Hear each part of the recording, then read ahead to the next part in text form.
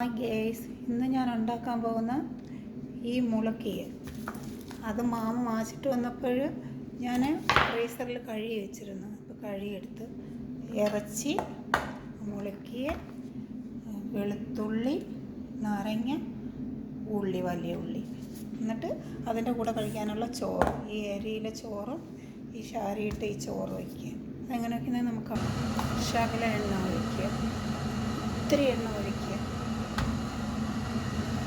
എന്നിട്ട് ഉള്ളി ഇടുക, വെളുത്തുള്ളി ഇടുക, ശകലമാണ്. എന്നിട്ട് ഇറച്ചി ഇട്ട് കൊടുക്കുക.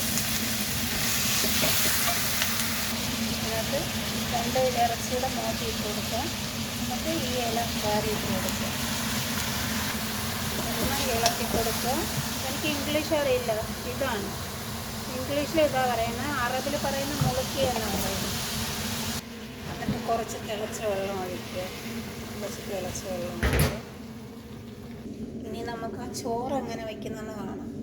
ശകല എണ്ണ ഒഴിച്ച് ശാരിയിട്ട് ഇളക്കി കൊടുക്കുക. ശാരി പൊന്നി കളർ വന്നിട്ടുണ്ട്. അരക്കരണ്ടി ഉപ്പിട്ട് കൊടുക്കുക. ഈ അരി ഇട്ട് കൊടുക്കുക, ശാരി ഇട്ട് കൊടുക്കുക. ഈ അരി കഴുകി ശാരി ഇട്ട് കൊടുക്കുക. ഞാൻ ഒരു ഗ്ലാസ് അരി എടുത്തിട്ടുള്ളത്. ഇവിടുത്തെ മോനായിട്ട് അവന് ഭയങ്കര ഇഷ്ടമായി ചോറ് വെച്ച് ഇളക്കി റെഡിയായിട്ടുണ്ട്. ഇനി ഒരു നാരങ്ങ പിഴിഞ്ഞൊഴിക്കുക.